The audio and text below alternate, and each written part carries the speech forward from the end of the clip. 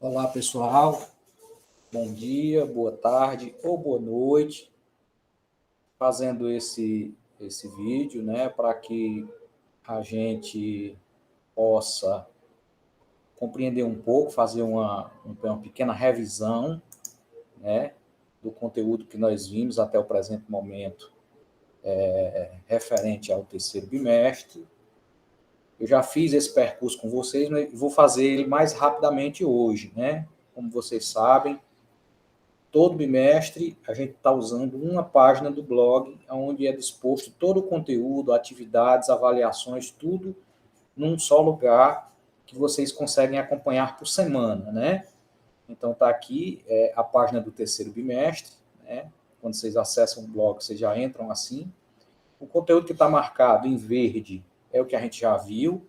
O que está marcado em vermelho e sombreado de amarelo é o que a gente está vendo, né? Também em processo de conclusão. E o que ainda não está marcado é o conteúdo que está faltando da matriz curricular. Então, vocês vejam que a gente está andando bem, né, com relação ao ano letivo. Vejam que a gente começou o terceiro bimestre aqui, na 22ª semana. Essa 22ª semana foi só orientações pedagógicas, formação para os professores e traçar o rumo de como a gente iria começar o bimestre, né? Então, não teve aula ainda nessa primeira semana, nessa semana 22 com vocês. Mas muita coisa foi discutida, né? Como, por exemplo, a questão da pandemia, né? A questão do retorno, né?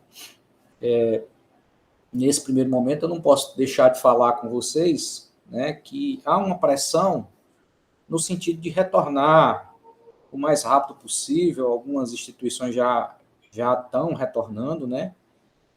Outras ainda não. E há uma pressão muito grande para a partir do próximo mês de outubro, né, que haja essa volta de forma híbrida. Mas nem todos os professores tomaram a primeira dose ainda da vacina, né?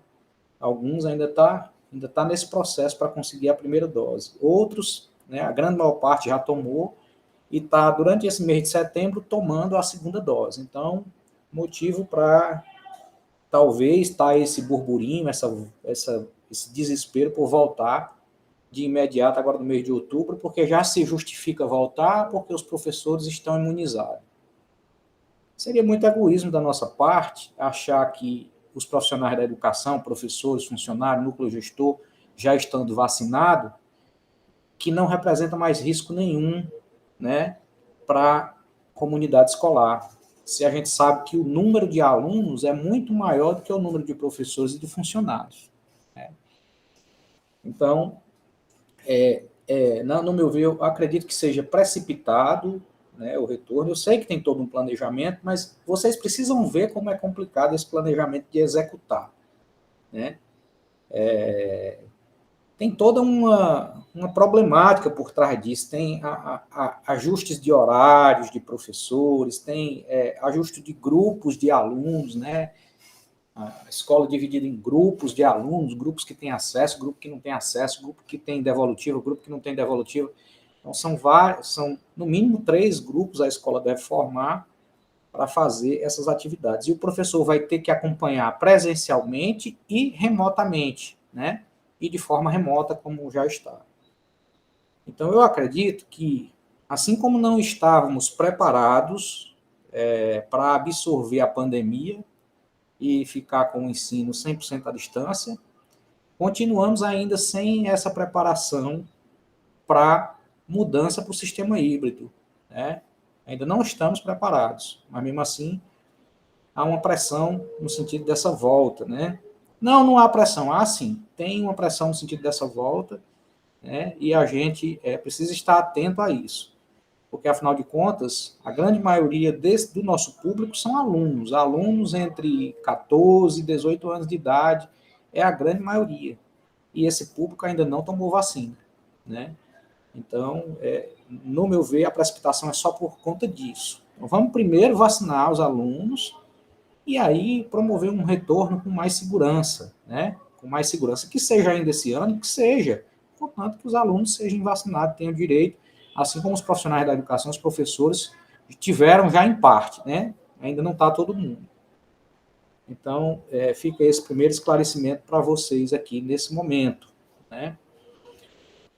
Retomando para o nosso conteúdo, né? Após a semana pedagógica, né, a primeira semana de aula, efetivamente, foi a semana 23, nós vimos, eu dispus para vocês o conteúdo, né? Clima e atmosfera. Aqui vocês podem notar que eu coloco aqui onde vocês vão localizar o conteúdo no livro do Adalto Bezerra, quem é meu aluno do Adalto, e onde vocês vão localizar o conteúdo no livro do Monsenhor Antônio Feitosa, em Missão Velha.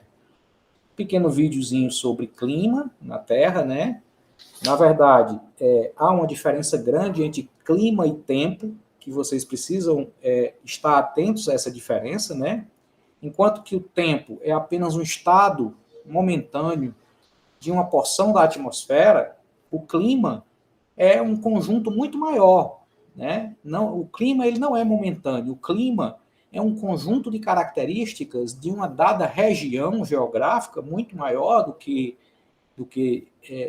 se considera a questão do tempo. A questão do tempo se considera, às vezes, em pequenas regiões, né? Então, o tempo faz um tempo bom em Missão Velha, ou então está chovendo em Missão Velha. Não significa dizer que lá em Fortaleza vai estar, mas o nosso clima é o clima semiárido, né? Então, vamos dizer assim, o nosso clima predominante no estado do Ceará vai ser o clima semiárido, é denominado de clima semiárido. Então, o clima é um conjunto maior, de abrangência maior, enquanto que o tempo ele é um aspecto momentâneo de dada porção da atmosfera sobre uma determinada superfície terrestre, em um dado momento. Então, o tempo varia do dia para a noite, o tempo, as condições do tempo. Já as condições climáticas, não. As condições climáticas, para que se defina as características de um dado clima, são necessários estudos duradouros, estudos durante décadas, né? Mais de 20 anos de estudos em uma determinada região para poder se caracterizar o clima de uma determinada região, né? Então, quando a gente pensa em clima, a gente pensa num conjunto maior, mais abrangente. Quando a gente pensa em tempo, a gente pensa no estado da atmosfera em um dado lugar, né?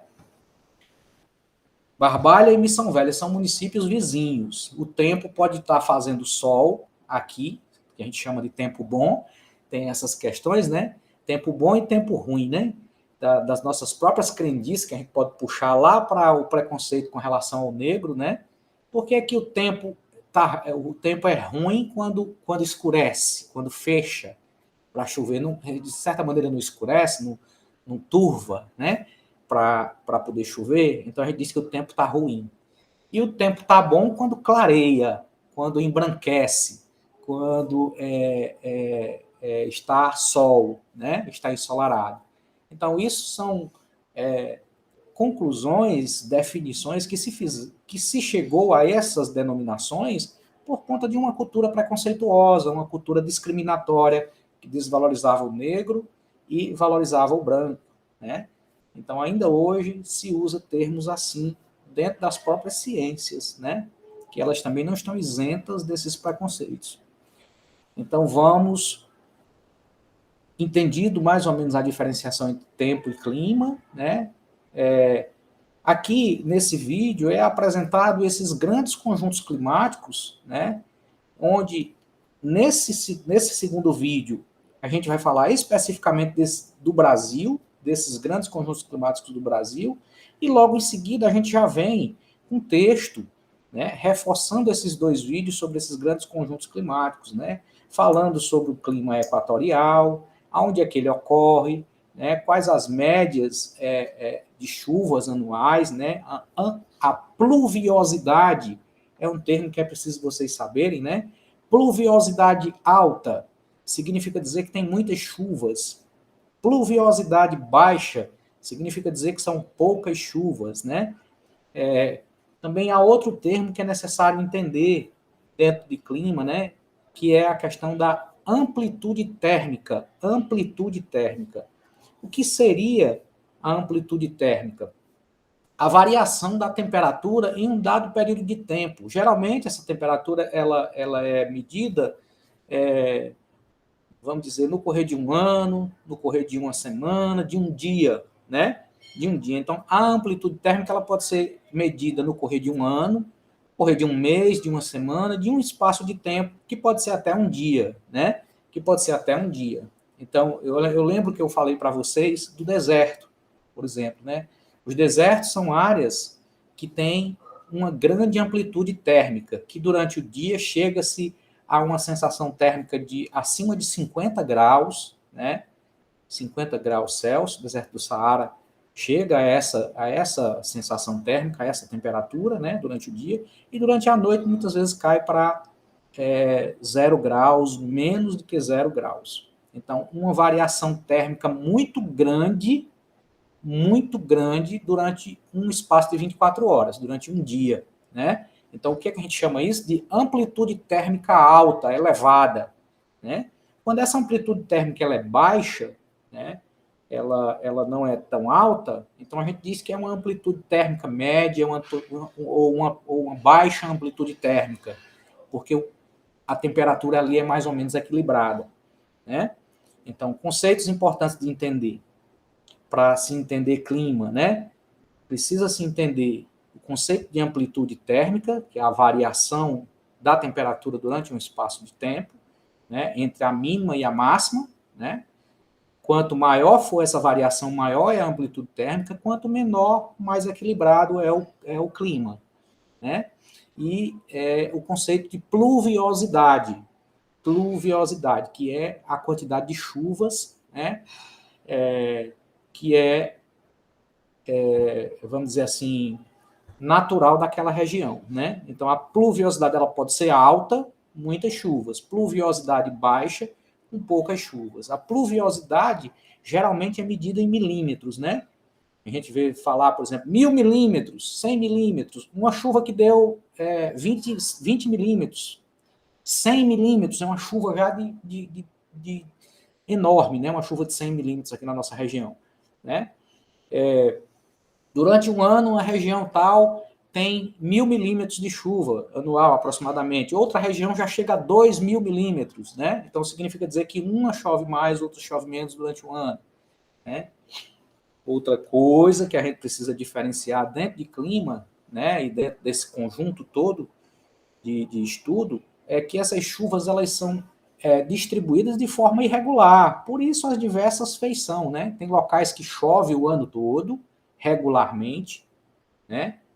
Ou seja, todo mês chove. Tem locais que passa 6 meses sem chover, como é aqui na nossa região. Às vezes a gente passa aqui períodos de 4, 6 meses sem chover, né? Muito pouca chuva, né? E a umidade desse ar, né, nesse período que fica sem chuvas, é justamente por conta dessa umidade que baixa, né? Baixa a umidade do ar. Então, quando há muita umidade no ar, mais chuvas. Quando há pouca umidade no ar, menos chuvas. Então, o vapor de água que vai estar em suspensão na atmosfera é o que a gente chama de umidade do ar, né? Então, quanto mais úmido esse ar, quanto mais vapor de água presente nesse ar, mais chuvas nessa região.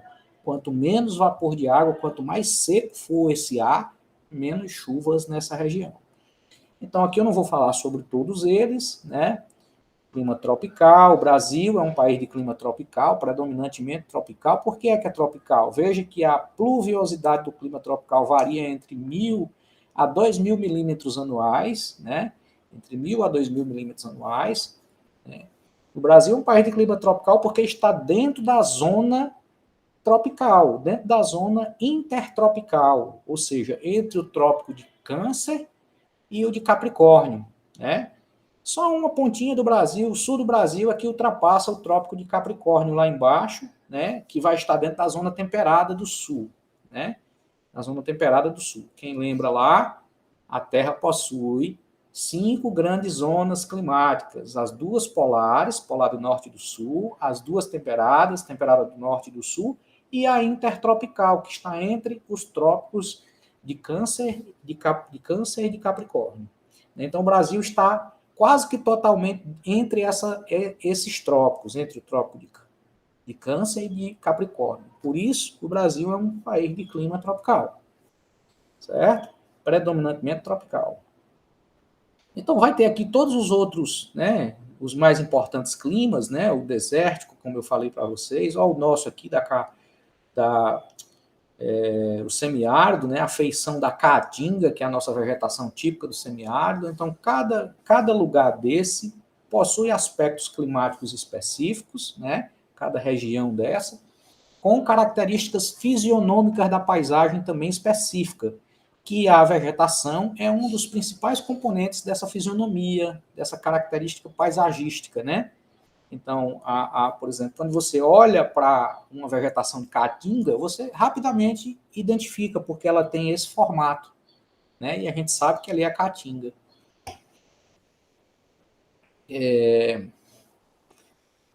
Quando você olha, né, para uma região de montanha, né, ou, por exemplo, o clima frio de montanha, né, que aí mais embaixo um pouquinho nós vamos ver um pouco sobre fatores, elementos e fatores do clima, ou elementos e fatores climáticos, que vão influenciar determinadas porções da Terra nas suas variações climáticas. Daqui um pouquinho a gente vai ver isso, né? O clima polar, né, das regiões polares, e assim por diante. Aqui eu tinha deixado uma atividade, essa atividade eu já comentei com vocês, ela já está corrigida aqui embaixo, né? Vocês depois podem revisar, né?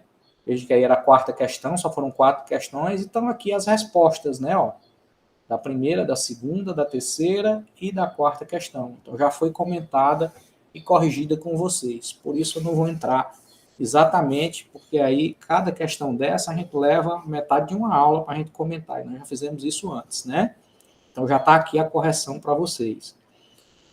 Esse seria o conteúdo básico, inicial, né? Aqui era para ter um mapa mental, mas como já tem muita coisa, eu preferi não botar, porque eu já botei 3 vídeos lá anteriores para vocês, então não coloquei mapa mental. E aqui era a frequência da primeira semana, né? Que era a semana 23. Na semana 24, eu passei uma atividade com 4 questões para vocês responderem. Então, clicando aqui, vai abrir o acesso à atividade no Google Form, ou Google Formulário, com 4 questões objetivas para vocês responderem. Para responder essas questões objetivas, é necessário que tenha estudado, assistido os vídeos anteriores, o que eu comentei até agora, né? Sobre tempo, clima e os principais tipos climáticos do planeta e do Brasil. Então, só assim que vocês vão conseguir responder bem essa atividade. A frequência minha está colocada aqui também. 25ª semana. Na 25ª semana, nós vimos elementos e fatores climáticos, né? Isso aqui é um vídeo, você clicando ele vai abrir e vai uma professora legal falar com vocês sobre esse conteúdo. Professor, mas o professor está usando só vídeo e tal. Olha, veja bem, provado cientificamente que o aluno aprende muito mais quando ele interage, é verdade. Mas a segunda opção que o aluno aprende mais é por meio de imagem e vídeo com som e imagem, né? Vamos dizer assim. Então, é a segunda forma, porque aqui vocês vão ver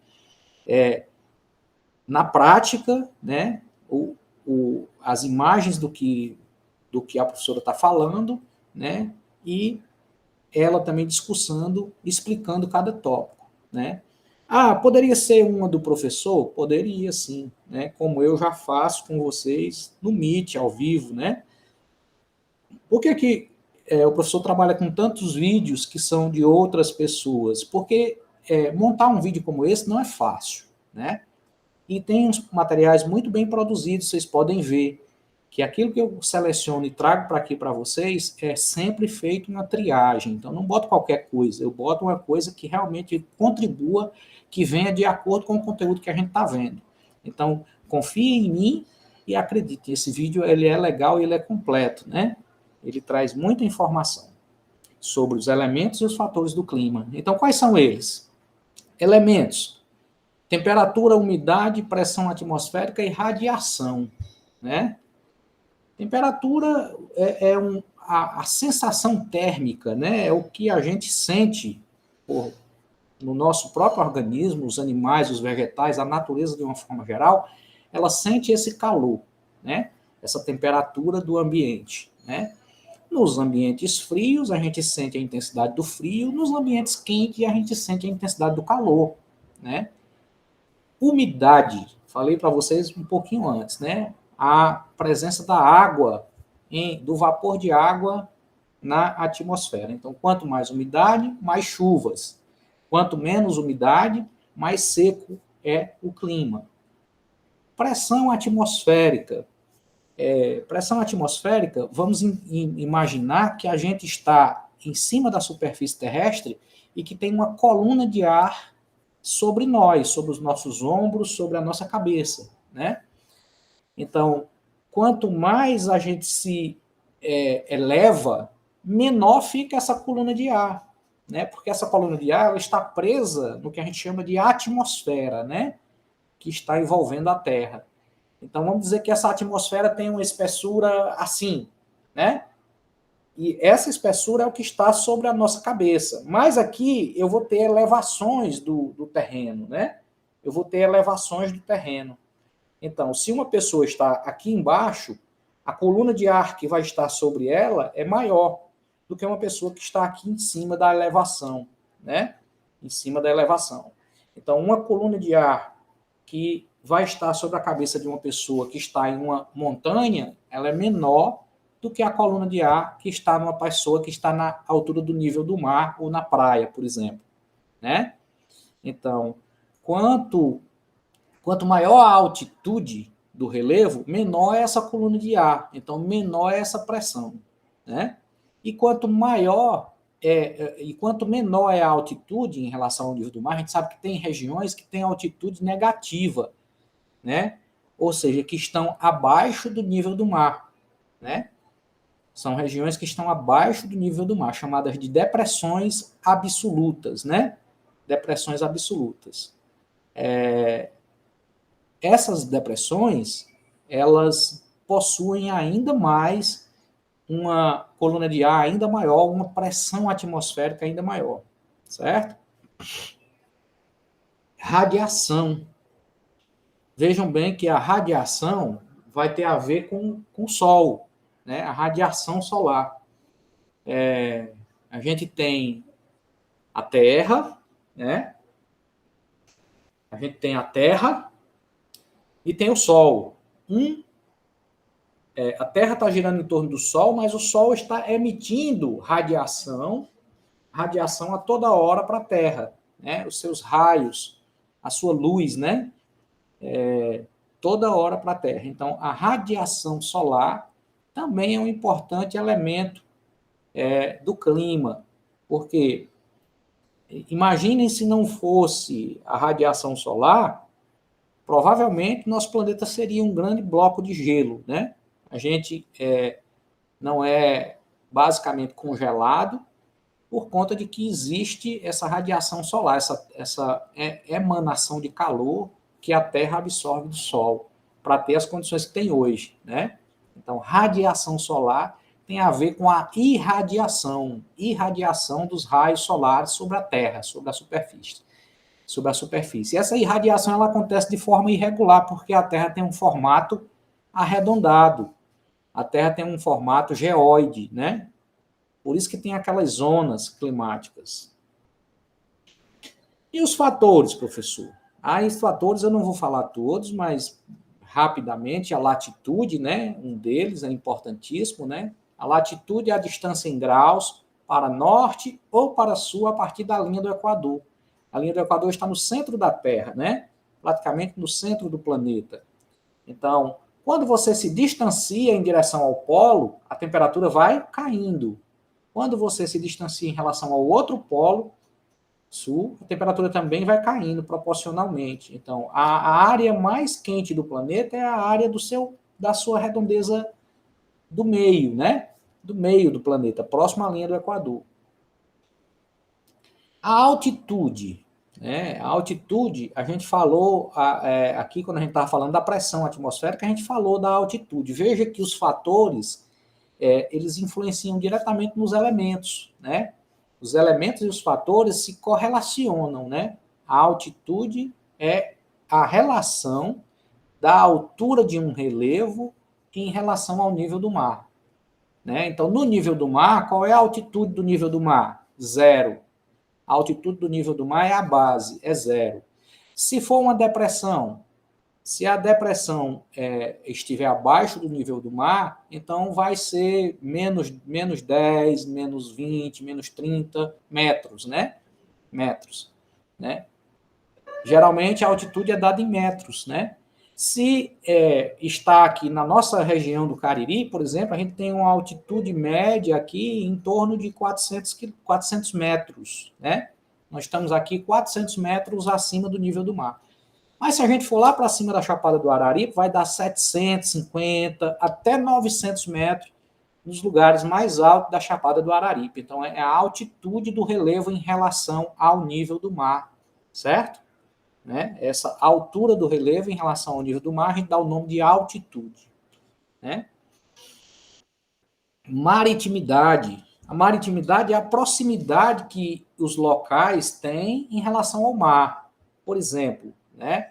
Nós aqui estamos mais no interior, então a gente não sofre tanta influência, vamos dizer assim, tanta influência da maritimidade quanto a zona da mata, né? A região ali de Fortaleza, né? Que vai ter uma característica um pouco diferenciada dentro do nosso estado, fazendo parte do Nordeste, mas vai ter uma característica diferenciada, né? Vai ter mais chuvas, vai ser mais úmido. Por quê? Porque tem a influência da proximidade do mar. Ora, se a proximidade do mar, se o mar é um grande corpo de água, então mais umidade vai ter lá, né? E, logicamente, vai ter mais chuva. Então, a maritimidade é essa relação dos locais em relação à proximidade do mar. E o mar vai influenciar, principalmente por conta da umidade que ele promove, né? Continentalidade. A continentalidade já é o inverso, né? É a distância, vamos dizer assim, que os locais estão do mar. Né? É o fator continentalidade. A gente poderia dizer que nós aqui temos uma influência grande da continentalidade.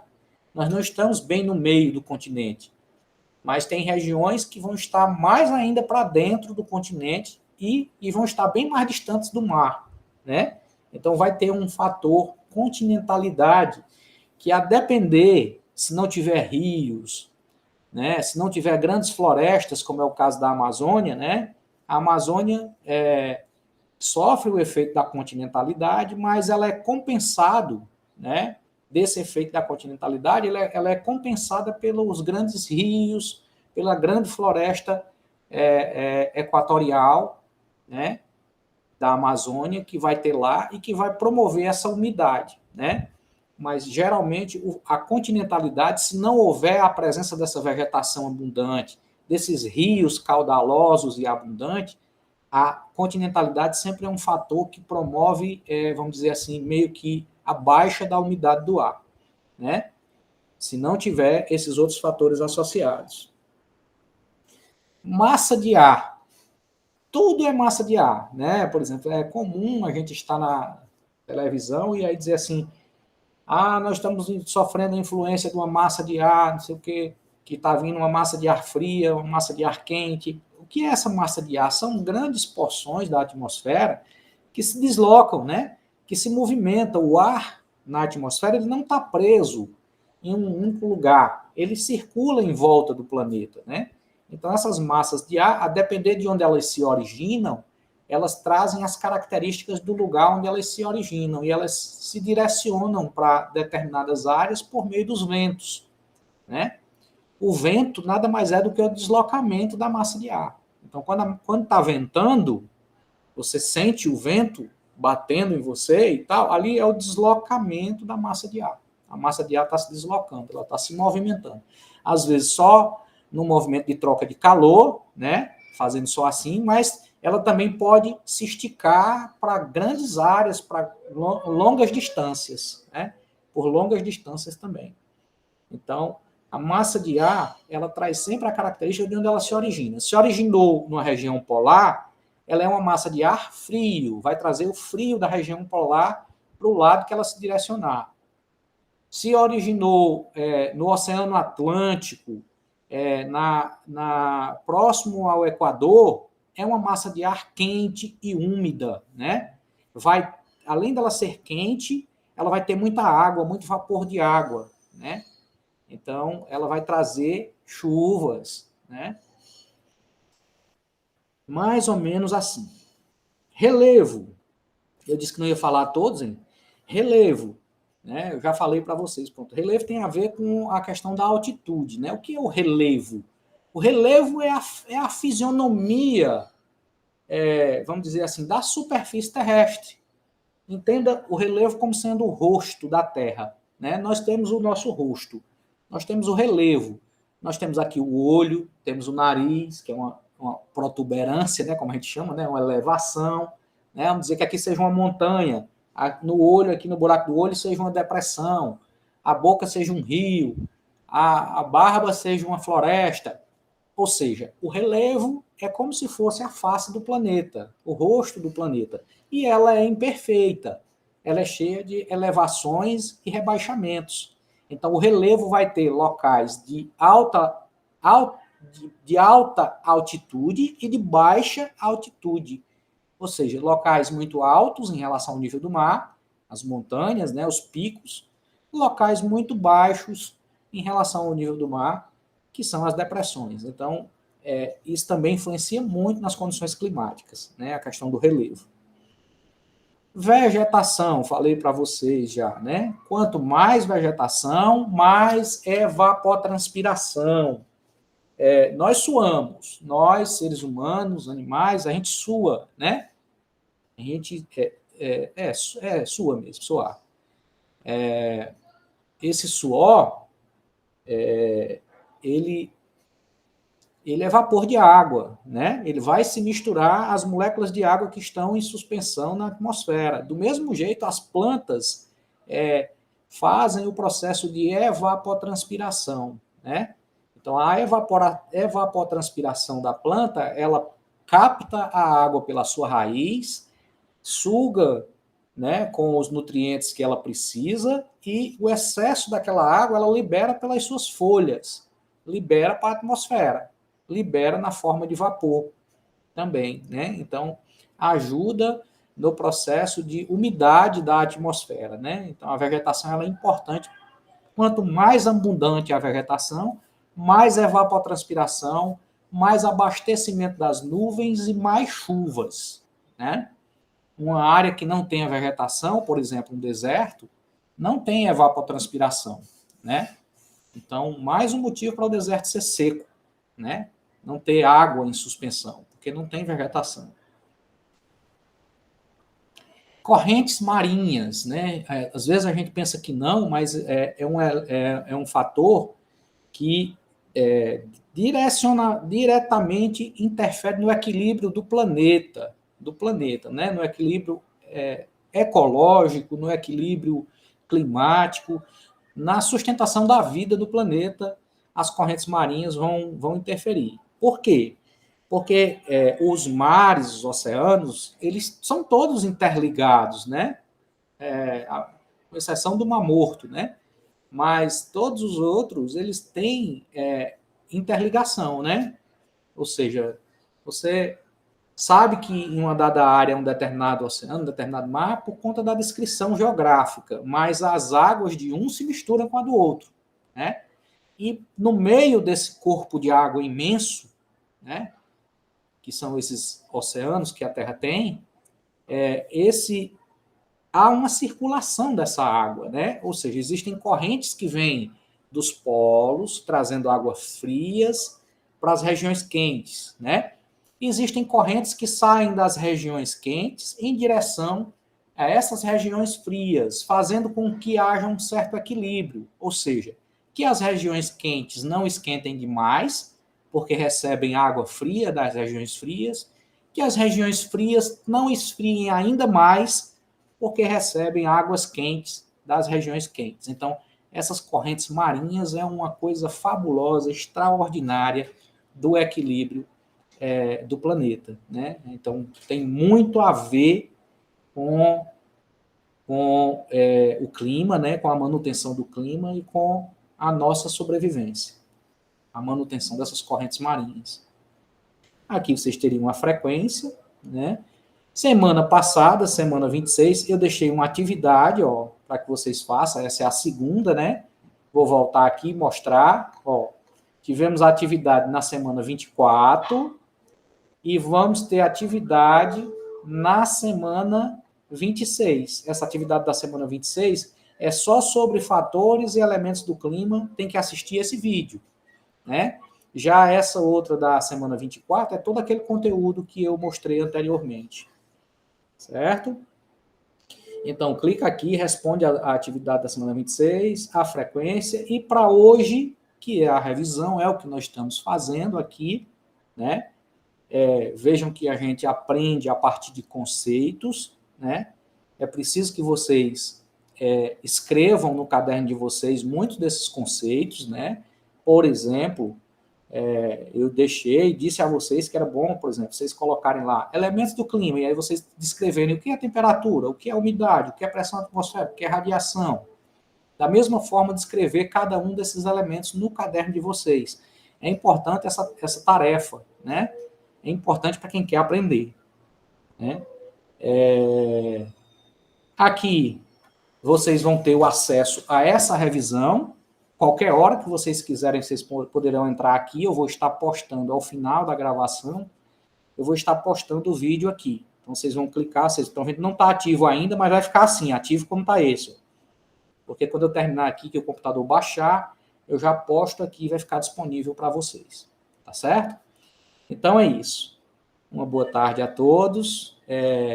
Fiquem com Deus, fiquem na paz e mantenham as medidas de prevenção.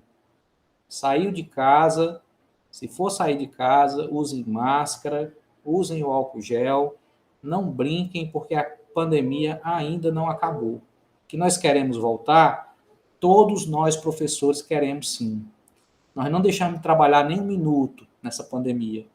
Eu acho que nós nos reinventamos e aprendemos muito com a pandemia, como todos os alunos também devem estar aprendendo, a humanidade toda deve estar aprendendo com o que estamos passando.